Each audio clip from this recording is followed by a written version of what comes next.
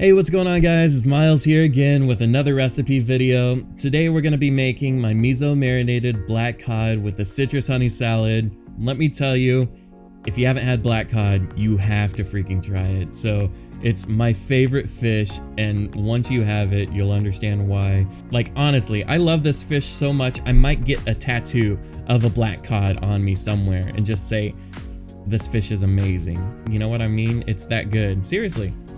You can do it with any white fish, but if you want to do it right, you want to make it special, use Black Cod. I'll link in the description how to get it if you can't source it from your area.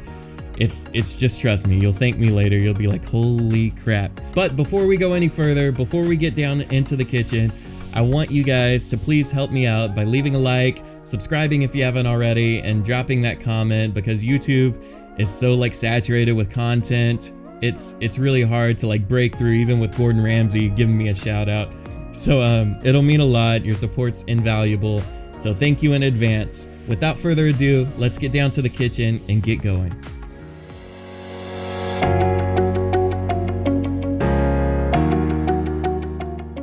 The first step is marinating our Black Cod. This is done with a Miso Marinade, a light sweet miso like this one here. I've tried several different ones, and this one works by far the best. I've linked it in the description for you. Next up is aji mirin. That's the alcohol-based mirin. There's another version that's just a flavored mirin. You want the alcohol base if you can get it.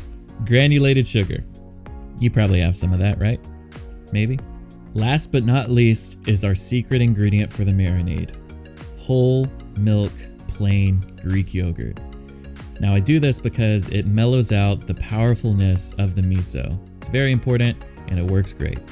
Now get yourself a medium-sized plastic container and simply mix everything together. Here I'm using 150 grams of the miso paste, a half a cup of mirin, a half a cup of sugar. It doesn't necessarily matter what order you go in, but I'd recommend adding the sugar after other ingredients just to make mixing easier. A half a cup of yogurt. Once all 4 ingredients are added, mix until the marinade is combined. If there's some lumps from the yogurt, don't worry too much about it, it'll be just fine. Before your fillets go into the marinade, double check that they don't have any pin bones.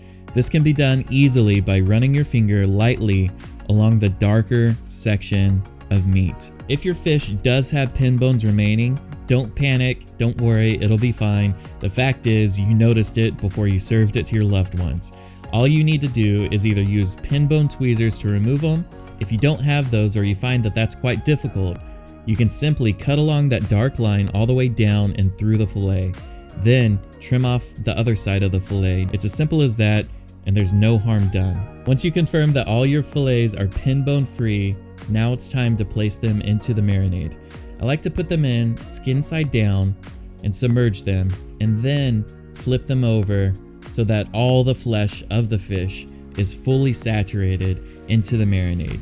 Now you place a lid on your container and go into the fridge for 2 days.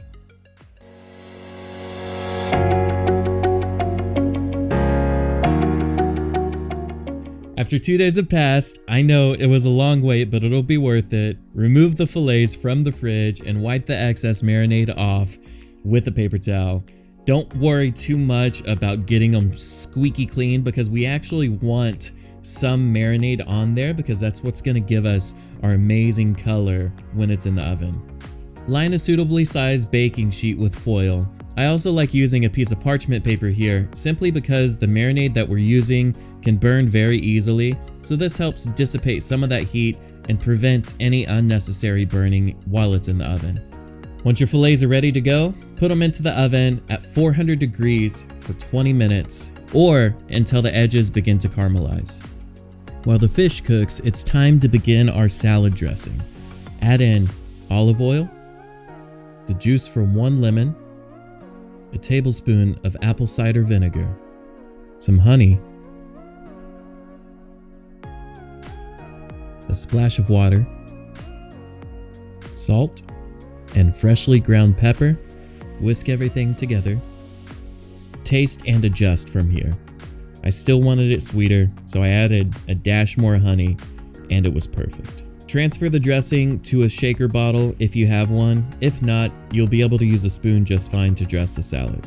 To prepare the salad, use the dressing to season the inside of a mixing bowl. Add in a small handful of mixed greens. Next, add in some tomatoes, pears, shredded cabbage, and shredded carrots. Give the salad a gentle toss to incorporate these ingredients. Season lightly once more, and add one more dash of the dressing if you wish. After your timer goes off, remove your fish from the oven and allow it to cool. The edges should be caramelized and you might see some flakes beginning to separate. That is perfect. To plate, take a small handful of the salad and place it in the center of the plate. Allow it to fall naturally. It looks better that way. Next, using a spatula, gently slide underneath the fillet. They'll be slightly stuck, but that's perfect. Now what we want to do, we want to lift up and remove the skin. It should come right off without any resistance. It might be a little hot here, so be a little careful. Also, because it is fish, be gentle. Place the fish on top of the salad, directly in the center. And there you have it, Miles style miso marinated cod with a citrus honey salad. Enjoy. Alright guys, that's it. That's my recipe for miso marinated black cod with a citrus honey salad. It's so freaking good. So I hope you enjoyed watching. If you did, be sure to leave that like, comment, share, subscribe, and most importantly, I really hope you try it for yourself because it's so freaking delicious, okay? And it's so easy to make. Just trust me, you're gonna impress whoever you serve it to, and you're actually gonna impress yourself. You'll come back to this video after you make it, and you'll be like, I get it now, okay? Just trust me, it's that good. If you do make this, be sure to tag me on your Instagram. You know, like that's why I make these videos. So take a photo, tag me on Instagram. I want to see it.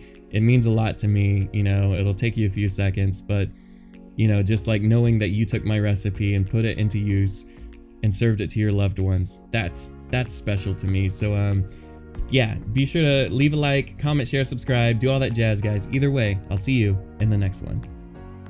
One more thing, if you enjoyed this video, be sure to check out my other cooking videos on my YouTube channel. Here's a clip from one of my other favorites.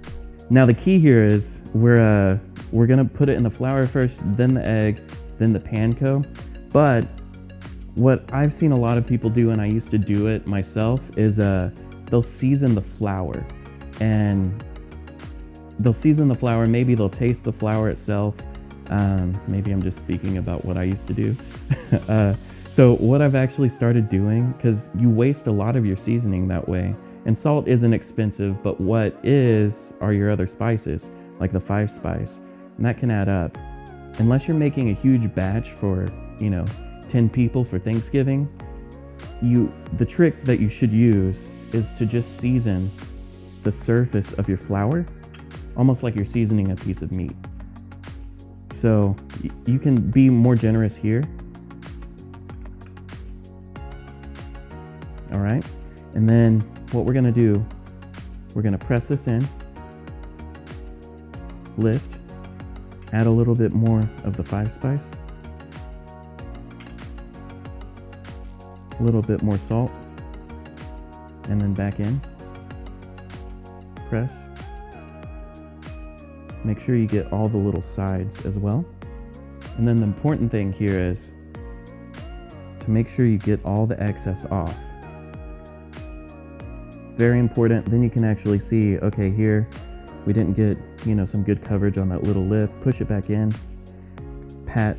Again, you see all that excess flour that's coming off? That's important. All right, now we're gonna go into the eggs. And this is just eggs, 3 eggs, whisked up. Nothing special, okay? Make sure you get a good coat. Okay, I'll slide this down, get a little better view. And if you're, dainty about staying clean, no worries, use some tongs here. But the important part is when you're using tongs, when you go into the actual breading, it's hard to control, not scraping it off. So it's kind of important to not do that, actually. So don't use tongs. Just man up or woman up or whatever you want to call it. So